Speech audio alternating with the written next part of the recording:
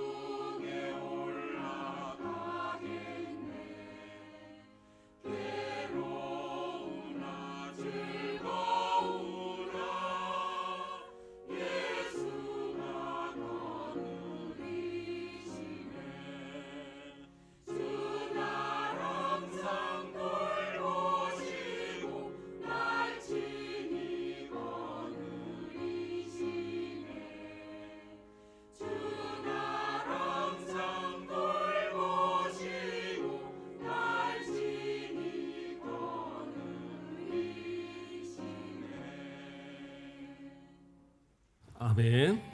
예, 오늘도 이 찬양을 통해서 우리 하나님 영광 받으신 줄 믿습니다. 감사합니다. 우리 옆분들하고 인사하겠습니다. 사랑합니다. 예, 감사합니다. 잘 오셨습니다. 환영합니다. 예, 그래요. 오늘따라 이뻐 보이는 분들도 많은 것 같아요. 예, 화장이 잘 먹으신 것 같아요. 네. 자, 오늘 말씀 함께 나눠 보겠습니다. 오늘 말씀의 제목은 하나님을 자랑하라입니다. 우리 성도님들은 어느 때에 보통 자랑을 하십니까? 또는 무엇을 가지고 자랑하십니까? 저는 자랑할 게 하나도 없는데요. 아마 이런 분은 없을 거예요. 뭔가는 자랑하고 또 이제까지 살아가면서 뭔가는 좀 자랑하면서 살았던 부분들이 있었을 거예요. 기본적으로 자랑한다고 그런다면 뭐예요? 남이 갖지 못한 것, 남보다 내가 더 뛰어난 것을 가졌을 때 그것을 자랑하게 됩니다. 어떤 사람들은 돈을 자랑하죠. 많은 재산을 가진 것을 자랑하고, 어떤 사람은 건강을 자랑합니다. 남이 갖지 못한 건강을 가졌다고. 젊음을 자랑하기도 하고, 또는 어떤 이들은 직장을 자랑하기도 합니다. 또 자신이 가진 학력을 자랑하기도 하고요. 우리 어른들이 자주 자랑하는 것은 자녀들을 자랑하죠. 자녀들이 용돈만 많이 줘도 우리 자녀들이 이렇게 용돈을 주네, 또 그거 자랑하고, 그냥 자녀들이 알아서 잘 사는데도 아이고 저 우리 자녀들 잘 산다고 그거 자랑하고, 그렇죠? 어린 자녀들한테는 혹시라도 100점이라도 맞아 오면 야 우리 딸이 우리 아들이 이렇게 잘한다고 자랑하고, 좋은 대학 들어가 봐야 돈만 많이 들어가는데 그래도 좋은 대학 들어가면 그것 때문에 자랑하고, 항상 뭔가 이렇게 자랑할 거리들을 찾으시는 것 같아요. 저는 저희 아버지가 저 어려서 저희 사촌형만 자꾸 자랑을 하시는 거예요. 왜 사촌형을 자랑하시는지 모르겠는데 사촌 큰형만 맨날 자랑을 해요. 공부도 잘한다, 노래도 잘한다, 뭐도 잘한다. 그래서 나중에 뭐가 될 것 같다, 뭐 이런 자랑을 하시더라고요. 그래서 제가 중학교 때인가 아버지한테 그랬어요. 아버지 나도 자랑 좀 해요. 그랬어요. 나도 좀 자랑 좀 해요. 그러니까 아버지가 순간 고민이 되셨나 봐요. 이 아들을 도대체 뭐라고 자랑을 해야 되나. 어느 날 아버지 친구를 만나서 제 눈치를 보더니 우리 아들은 착해 그러시더라고요. 어쨌든 뭔가를 자랑할 수 있다라는 것은 대단히 좋은 일이죠. 그런데 중요한 것은 뭐냐? 그 자랑을 할 때에 그 자랑을 받는 사람이 부러워할 만해야지 그 자랑이 진짜 자랑인 거예요. 그렇지 않습니까? 부러우면 지는 거다라는 뭐 그런 말이 있어요. 옛날에 뭐 드라마 제목도 그런 게 있었는데, 정말 누군가가 딱 들었을 때, 야 이거 진짜 부럽다. 그러면 그거는 자랑이 되지만 전혀 부러운 마음이 없으면 그건 자랑이 아니에요. 그렇지 않습니까? 상대방은 막 이야기를 하지만 그냥 귀에 이건 재미없는 이야기밖에 될 수 없을 거예요.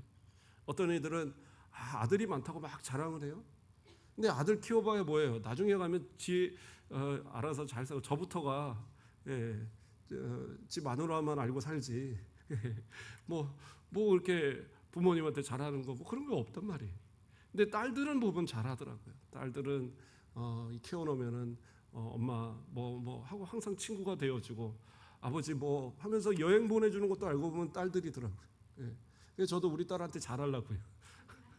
자, 어쨌든 간에 남한테 아무리 내가 이 소리를 들어도 내가 부러운 마음이 들지 않으면 그거는 나한테 대한 자랑이 아니에요. 그런데 누군가가 자랑을 하는데 솔직히 얘기하면 그게 자랑 같지 않은 이야기들이 가끔은 있어요. 그런데도 불구하고 나는 자랑으로 들리는 건 뭐냐?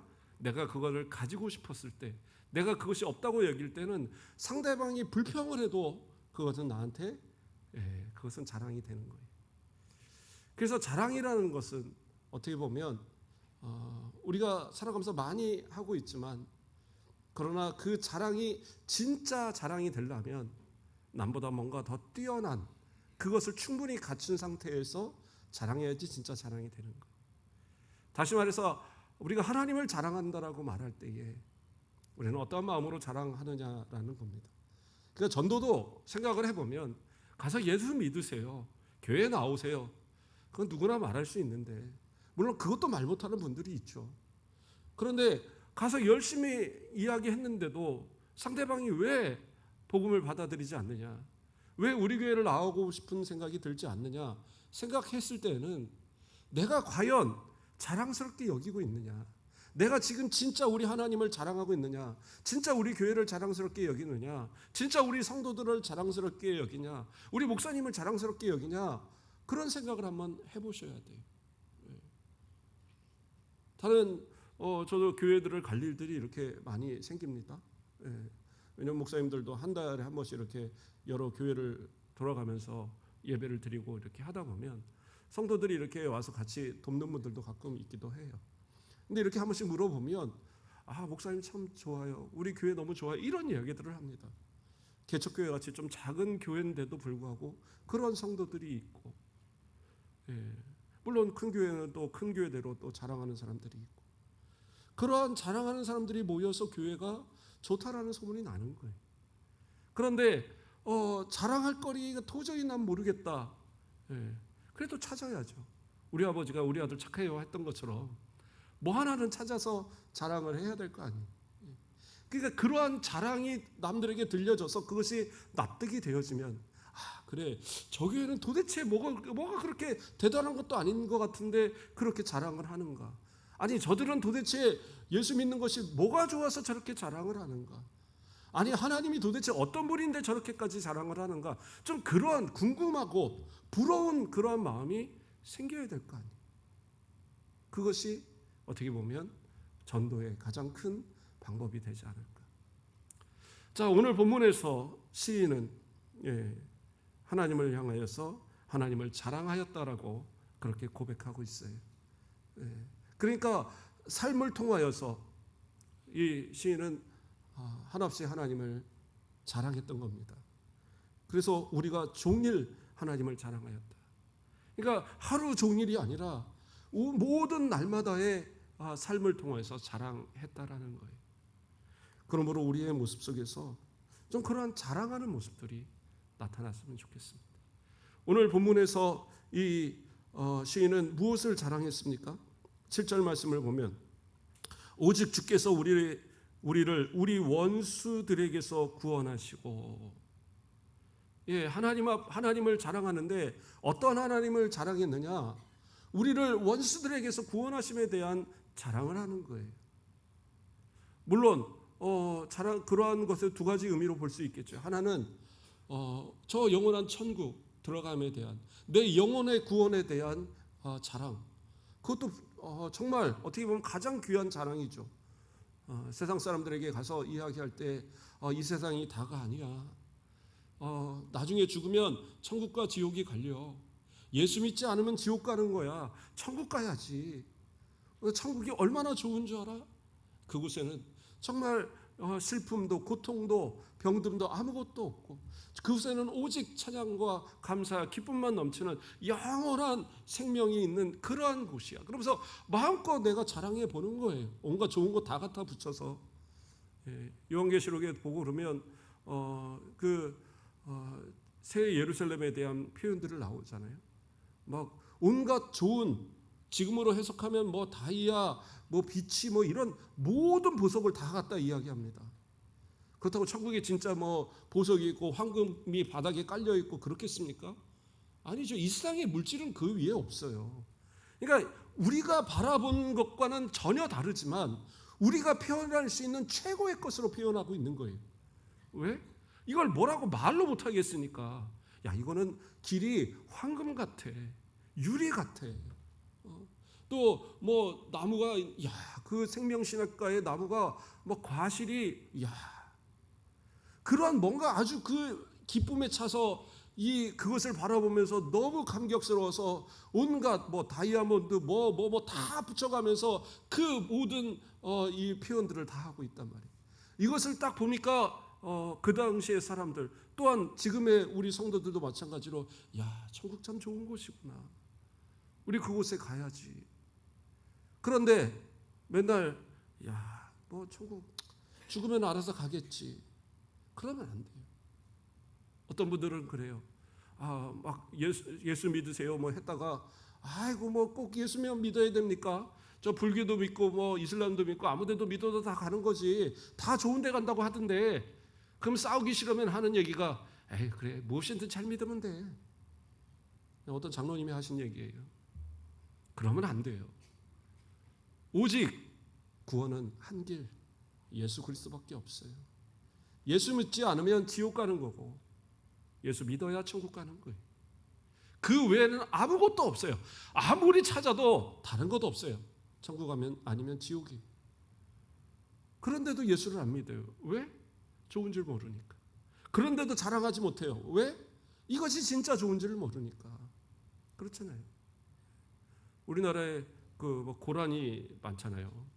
고라니가 생명력이 좋아갖고 하여튼 뭐 무슨 난리가 나고 아무리 뭐 병이 들고 뭐 어쩌고 해도 고라니 엄청 많아요. 이 뭐 동천에도 고라니 몇 마리씩 뛰어다니더라고요. 그런데 알고 보니까 이게 세계적인 멸종 위기 동물이더라고요. 우리나라만 있대요. 그러니까 우리나라는 그냥 들에 치이는 거니까 이 고라니 누가 좀 잡아갔으면 좋겠고, 또 때에 따라 포수들 풀어갖고 한 번씩 잡고 그러잖아요, 나라에서. 근데 왜 이게 전체적으로 보면, 야, 이런 이 아주 진귀한 동물을 우리가 갖고 있다니 막 이래야 되는데, 그러니까 막 우리가 너무 익숙하면 그게 좋은 걸 모르는 거예요. 천국도 어떻게 보면 구원도 우리가 너무나도 그걸 익숙하게 여겨서 좋은 줄 모르고 있는 건 아닌가. 그래서 제대로 자랑하지 못하고 제대로 드러내지 못하는 건 아닌가. 또 하나는 어떤 의미입니까? 구원의 의미는 이 땅에서도 하나님이 주시는 복이에요. 이 땅에서도 하나님께서 우리에게 은혜를 주셔서 어떠한 어려움 가운데서도 도와주시는 거예요. 하나님 앞에 질병을 두고 낫기를 기도하면 하나님은 낫게 해주심에 대한 감사. 그러면 하나님 앞에 기도했더니 또 하나님이 이렇게 고쳐주셨구나. 그렇죠? 그냥 나으려니까 나았나 보다 그러지 마시고 그 의사가 참 용하네 그러지 마시고 하나님이 고쳐주신 거예요. 하나님이 약을 통해서 의사를 통해서 그 의술을 통해서 역사하셔서 나를 고쳐주신 거지. 의사가 아무리 뛰어나도요 때로는 감기도 못 고쳐갖고 죽는 사람도 나타나요. 그러니까 사람이 고치는 게 아니에요. 하나님이 고치는. 그래서 작은 것에서도 하나님 앞에 감사하며 하나님이 고쳐주셨습니다 라고 말하는 성도, 그게 자랑하고 감사하는 성도의 모습이다란 말이에요. 그런데 그러한 모습이 없다고 한다면 우리의 모습을 통해서 누가 보면서 부럽다, 진짜 교회 다니는 사람 부럽네, 예수 믿는 사람 부럽네 이런 생각을 하겠어요. 내게 재산을 주셔도 하나님 앞에 감사. 그래서 하나님이 공급하시는 것처럼 그 재산을 가지고 남들에게 베풀고 나눠주고 그러한 모습들이 나타나야 되겠죠. 그냥 열심히 쌓아놓고 저 창고에 썩어나가도록 쌓아놓는 거 그거 꼭 좋은 건 아니에요. 또 어떤 사람들은 그래요. 자녀들을 향하여 감사 좋아요. 좋은 거 자랑하는 거 다 좋은데 그런데 그것도 하나님 앞에 감사해야죠. 내 자녀 건강하게 해주심도 감사. 머리가 좀 나쁘면 어떻습니까? 건강하게 크면 되는 거지. 근데 어떤 사람들은 열심히 키웠다고 하는데 예전에 뭐 그랬잖아요. 서울대에 가갖고 너무 좋다고 그랬는데 서울대 가서 뭐 신입생 환영한다고 술 왕창 먹여놓으니까 가갖고 연못에 빠져 죽었어요. 서울대였나요? 연대였나요? 그러니까 그게 무슨 의미가 있겠어요? 하나님 앞에 잘 키워서 믿음대로 살아가는 것, 그러면 감사죠. 물론 거기다가 좋은 머리를 주셔서 또 뭔가를 할 수 있으면 그래요. 이 나라의 민족을 위해서 오늘 장로님들 기도하시면서 이 나라 경제를 위해서 기도하고 이 나라의 안정을 위해서 기도했는데 그런 가운데 한 역할하는 인물 만들어지면 그것도 감사 아니겠어요? 제 친구가 전화가 왔더라고요. 모세야, 왜? 나 좀 추천해줘. 그러더라고요. 뭐를 추천해 줄까? 그랬더니 나라의 이게 국민 추천 그거 있잖아요. 그래서 뭐에다가 추천하는지 모르겠는데 친구가 그거를 다 써갖고 자기 이력서와 추천 내용까지 다 써서 모세야 그냥 올리기만 해주면 돼 그러더라고요. 그래? 뭐 그거야 할 수 있지. 그러고 제가 열심히 올렸어요. 그래서 나도 뭐 하나 올려볼까 했더니 뭐 목사님은 없더라고요. 자, 어쨌든 이렇게 자랑할 수 있는 거 참 좋은 것 같아요. 그러나 그 어떤 위치에 올라가서 단순히 나만을 드러내는 게 아니라 하나님의 영광을 드러내는 것, 너무나도 중요하다라는 사실입니다. 그래서 우리를 구원하신 하나님에 대한 감사. 하나님께서 철저하게 우리의 어떤 어려움과 고난 가운데서도 반드시 기도하고 주의 이름을 부르는 자 그들을 구원하시는 줄 믿습니다. 또 두 번째 뭐라고 얘기합니까? 우리를 미워하는 자로 수치를 당하게 하셨나이다. 여기서 수치를 당하게 하셨다라는 것은 어떤 의미를 갖고 있냐면 말 그대로 그 부끄러워하다, 당황하다라는 뜻을 그 원어의 뜻에 갖고 있어요. 그러니까 이게 어떤 의미냐면 원수가 우리를 괴롭게 하려고 하다가 그들이 오히려 부끄러운 상황이 벌어진다라는 거예요. 또 두 번째로는 그들이 우리를 공격하려고 하다가 오히려 그들이 당황해서 도망가는 역사가 일어난다는 거예요. 지금 그 의미의 내용이 바로 우리를 미워하는 자로 수치를 당하게 하셨나이다 라는 말이에요. 좀 예를 들어보자면 이삭이 가뭄이 들자 가나안을 떠나서 옆에 있는 블레셋 지역 그랄에 갔어요. 그 그랄 왕 아비멜렉이 그를 환영해서 그곳에 살게 했어요. 왜냐하면 가뭄 때에는 다 이리저리 옮겨 다니니까. 근데 이삭이 어떻게 했습니까? 자기 아내를 얼마나 리브가가 이뻤는지 그 아버지가 했던 것처럼 그에게도 혹시라도 우리를 해할지 모르니까, 해해서 당신을 뺏어갈지 모르니까 우리 그냥 남매라고 합시다.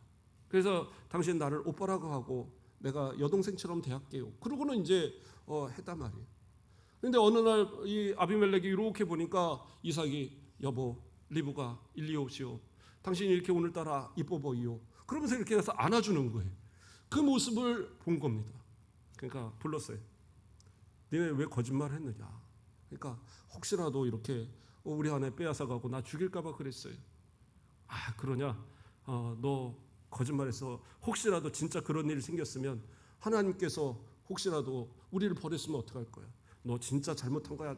그리고 혼내주고는 그리고서 백성들한테 선포합니다. 이 이삭을 죽이거나 이 아내를 빼앗으면 니네들이 다 죽을 거야. 절대 그러지 마. 그래서 선포를 합니다. 그러니까 하나님 두려운 줄 알았던 아비멜렉이었던 거죠. 그랬는데 이삭이 거기서 가뭄의 기간 동안 지내는데 하나님께서 은혜를 주시니까 우물을 파서 그 우물에서 물이 나오면서 농사를 해서 100배의 수출을 냅니다. 100배라고 그러니까 야, 뭐 로또라도 샀나 뭐 이 정도로 생각을 하는데 그게 아니라 예수님의 비유에서도 30배, 60배, 100배 이렇게 이야기 나오는 것은 30배는 그냥 기본 좀 풍년이다 그러면 60배, 대풍이다 그랬을 때 100배라는 의미예요. 그러니까 그것이 뭐 불가능한 숫자를 얘기하는 게 아니에요. 그런데 그렇게 100배의 소출을 내는데 다른 사람들이 가뭄에 때다 보니까 어떻게 해요? 거부가 되었어요. 예. 그렇잖아요. 배추 하나에 3,000원 하던 게 갑자기 10,000원 뛰면 그거 농사 제대로 진 사람은 돈을 많이 버는 거 아니에요. 그래서 이제 거부가 되었어요. 그러다 보니까 주변에서 시기하는 겁니다. 예. 그러니까 막 그 우물도 빼앗고 막 그러는 거예요. 그러니까 아비멜렉이 보다가 안 되겠는 거예요. 당신이 이제 너무 부자가 되고 또 큰 거느린 사람도 많고 아무래도 우리 옆에 있으면 안 될 것 같아요. 우리를 떠나시오. 그래서 이삭이 그 그랄을 떠나서 그 옆 지역으로 이렇게 옮겨갑니다. 왜냐하면 가나안 지역은 아직 가뭄이 떠나지 않았으니까 그래도 물이 있고 좀 평원이 있는 그쪽으로 가서 열심히 목축을 하고 이 우물을 파고 하는데 하나님이 은혜 주셔서 파는 곳마다 물이 나요. 그래서 에색, 신나, 르호본 계속 파는 곳마다 물이 나오는데 문제는 뭐예요? 이 그랄 사람들이 와서 이 블레 사람들이 와서 그 우물을 자꾸 다 메어버리고 또 빼앗고 자기네 거라고 우기고 그래서 자꾸 쫓아내는 거예요. 그런데 이삭은 거기서 대적하지 않아요. 충분히 아비멜렉이 이야기한 것처럼 웬만한 사람들 싹 쓸어버릴 수도 있어요. 그러나 참는 거예요. 그래? 알았어. 그리고 계속 옮겨 다니는 거예요. 그리고 이제 우리 고향으로 돌아가자. 그래서 부엘사바로 돌아갑니다. 그런데 놀라운 일이 일어납니다. 뭐예요? 그랄 왕 아비멜렉이 자기의 신하들을 데리고 그리고 이 이삭을 찾아와요. 이삭을 찾아와서 하는 말이 뭐라고 얘기하느냐? 창세기 26장 28절 말씀을 보면 그들이 이르되 여호와께서 너와 함께 계심을 우리가 분명히 보았으므로 우리 사이 곧 우리와 너 사이에 맹세하여 너와 계약을 맺으리라 말하였노라. 뭐예요? 그렇게 괴롭히고 그렇게 못살게 굴어도 그래도 망하지 않고 오히려 더 강성해지고 그 어려운 때에 오히려 더 그 부강하여지는 그 모습을 보면서 두려운 마음을 가진 거예요. 그래서 그 모습을 보면서 이제까지 자신들이 괴롭게 했던 이것이 부끄러운 마음이 들었던 거예요. 또 더 나아가서는 두려운 마음이 들어서 혹시라도 해코지에서 우리를 덤벼버리면 우리 가운데 피해가 더 크겠다. 그러니까 왕이 직접 쫓아와서 그 자기 그랄의 지역을 떠나서 이 가나안 지역으로 들어와 갖고 그래서 거기서 부탁을 하는 거예요. 우리 앞으로 싸우지 말자. 친하게 지내자. 서로 우리 미워하고 그러지 말자. 아니 당신들이 우리 내쫓았지 않소? 아니야. 나는 몰랐어. 그러니까 한 번만 용서하고 우리 친하게 지내자. 지금 이 그러랑이 그러고 있다니까요. 그러니까 오히려 원수가 부끄럽게 여기게 만드는 그러한 역사가 있다라는 거예요. 하나님은 그렇게 하시는 하나님이에요. 그러니까 우리는 기어코 싸워서 이겨서 힘으로 그럴 필요 없어요. 우리는 그저 하나님을 자랑하고 하나님이 주시는 은혜만 감사하며 그러고 살아가면 돼요. 혹시 대적하는 자가 있어요? 그러면 또 때로는 양보도 하세요. 그래? 그럼 나는 이쪽으로. 그러나 하나님께서는 그 파는 우물마다 물을 주시어 오히려 100배의 소출을 내고 그 부강하게 하시는 은혜를 누리게 하신다니까요. 그리고 결국엔 대적하는 그들이 이 자신의 잘못을 깨닫고 오히려 머리 숙이게 되는 그런 날들이 온다라는 거예요. 이것이 구약에서만 있는 일이냐? 아니요, 오늘날도 있는 일이에요. 믿음으로 똑바로 사는 자들, 그러한 사람들을 하나님은 반드시 높여주시고 그러한 자들로 충분히 자신을 자랑하게 하는 그러한 모습을 갖게 하실 거라는 거예요. 또 두 번째는 뭐라고 했었어요? 당황해서 도망가게 되는 상황이라고 그랬죠. 히스기야 왕 때입니다. 아수르 군대가 쳐들어왔어요. 아수르의 랍사게가 그 군대를 끌고 와서 이 이스라엘을 그 북이스라엘을 멸망시키고 그리고 나서 이제 남유다를 다 성들을 멸망시켜 오는 거예요. 그리고 마지막 이 예루살렘을 포위하고 이제 이야기합니다. 너희 하나님, 그 하나님 믿어서 필요 없어. 너희 왕 다 거짓말쟁이야. 빨리 항복해. 그러면서 백성들을 막 선동하고 무시하고 하나님을 멸시하는 그런 말들을 막 쏟아내요. 어떻게 보면 이제 이 예루살렘이 딱 포위돼서 이제 이 성만 함락되면 유다도 멸망하는 거예요. 그때 히스기야가 어떻게 해요? 하나님의 성전을 찾아요.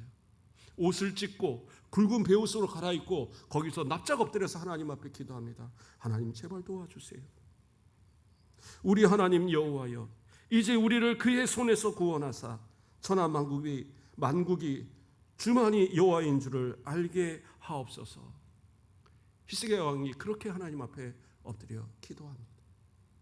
하나님께서 이사야를 통하여 응답하셨고 그리고 이 아수르 군대가 몇 명이었냐면 이사야 37장 36절을 보면 여호와의 사자가 나가서 아수르 진중에서 18만 5천인을 쳤으므로 아침에 일찍 일어나 본즉 시체뿐이라. 그러니까 18만 5천 명이 그 성을 에워싸고 있던 그 군대가 순식간에 다 멸망해 버린 거예요. 하나님께서 질병으로 치셨는지 아니면 어떤 것으로 치셨는지는 모르지만 그러나 주의 사자가 그들을 다 침으로 인해서 아무도 살아남지 못하고 다 죽고 그 왕도 결국에는 본국으로 도망갔다. 그 자녀들이 반역하여서 죽음을 당해요. 아주 비참한 말로 겪습니다. 그게 뭐예요? 때로는 그래요. 내 힘으로 대적할 힘이 없으면 누가 도우셔요? 하나님이 도우셔서 그들을 부끄럽게 하고 당황하게 하고 물리쳐 주시는 은혜가 있다는 거예요.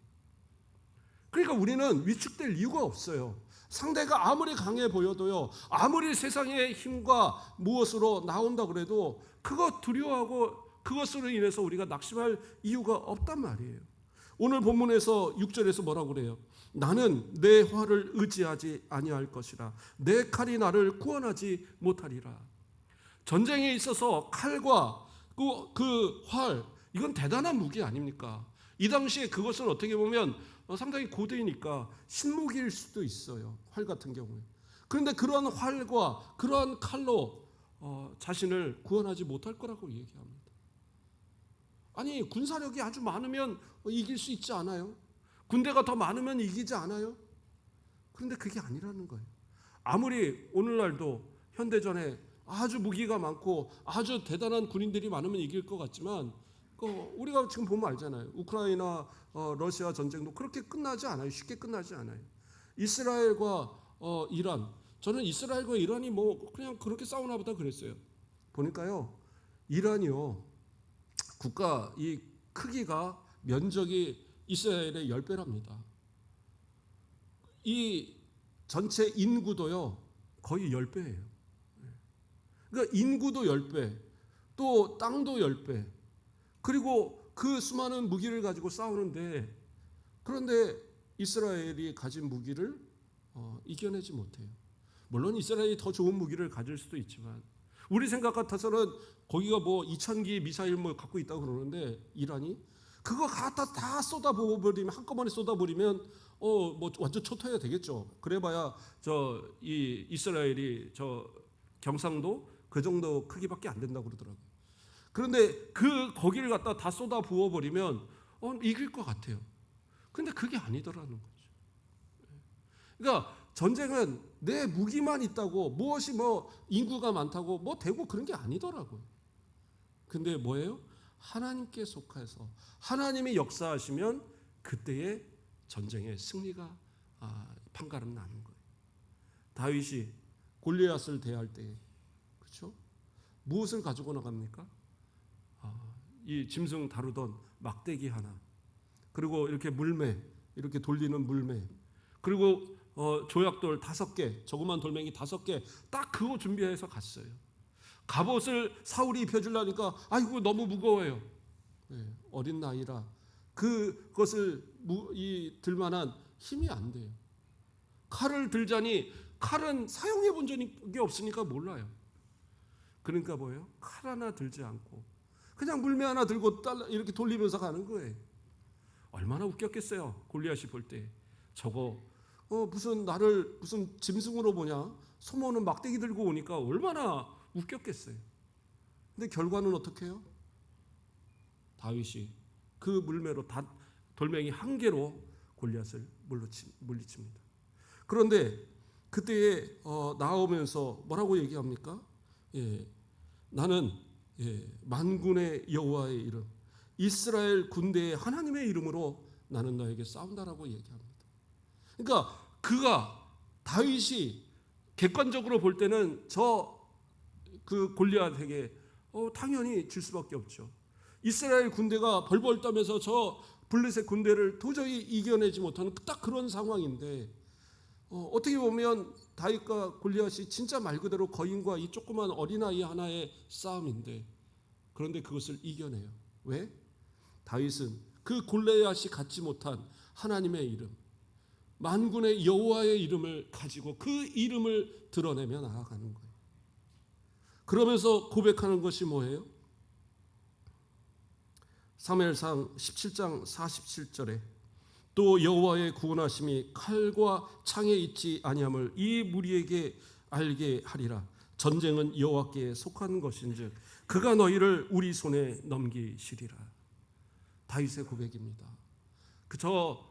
골리앗을 향하여 담대하게, 지금 이 갑옷 하나 없이 물매 하나 돌리면서 가면서 하는 얘기가 전쟁은 여호와께 속한 것이고, 그럼으로써 칼과 이 창으로 하는 것 아니니까 하나님께서 내가 너를 이기게 하실 거야. 이거는 아직 전쟁을 해본 것도 아니고 지금 싸움이 시작된 것도 아닌데, 그 앞에 나아가면서 하는 소리가 뭐냐? 이미 하나님께서 너는 멸하셨다라는 거예요. 아주 단정적으로 이야기하면서 나아갑니다. 어떻게 해요? 하나님이 그 기도를 들어주시는 거예요.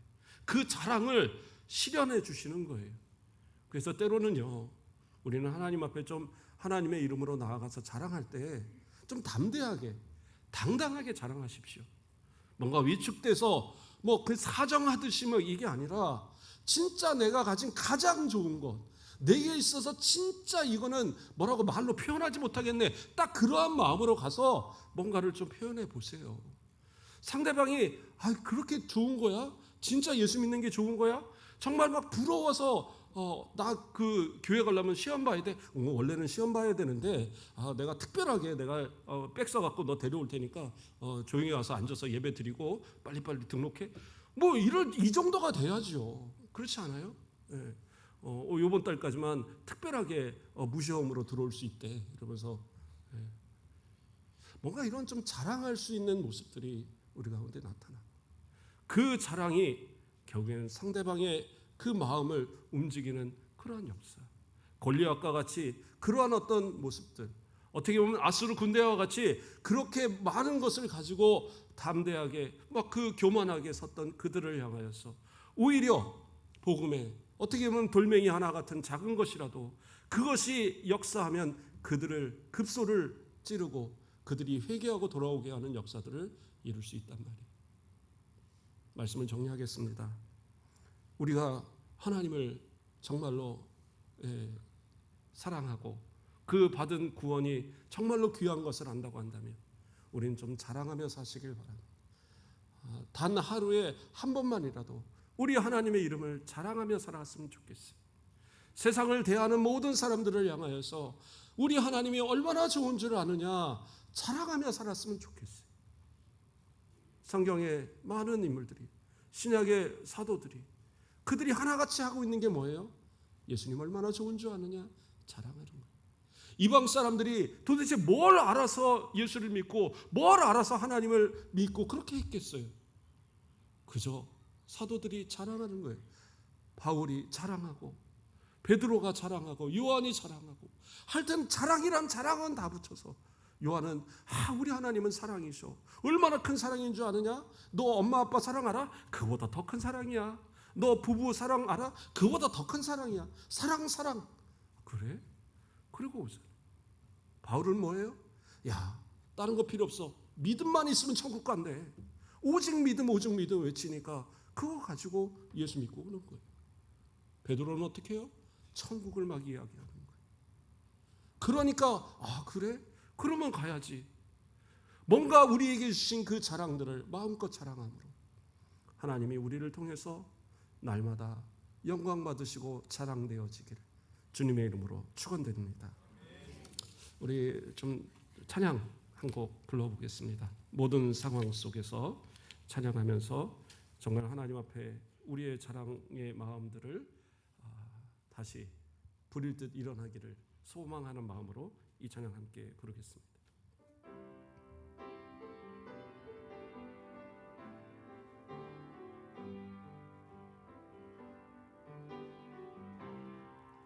모든 상황 속에서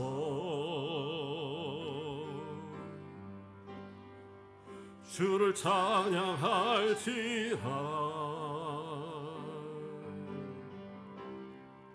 주는 너의 큰 상급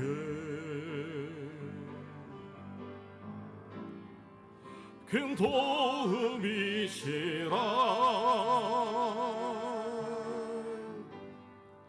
주의 얼굴 구할 때 주의 영을 보사 크신 사랑 안에서 주를 보게 하소서.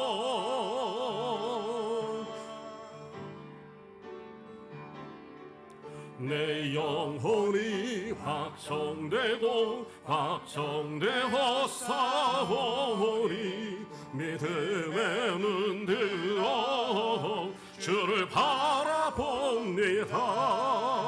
내 영혼이 확정되어 싸우니 믿음의 눈 들어 주를 바라봅니다. 주를 찬양할 때 주의 나라 힘이 임했네. 주의 영원한 나라 주 보게 하소서. 내 영혼이 확정되어 싸우니 믿음의 눈 들어 주를 바라봅니다. 내 영혼이 확정되어 싸우니 믿음의 눈 들어 주를 바라봅니다. 기도하겠습니다. 사랑의 하나님 감사를 드립니다.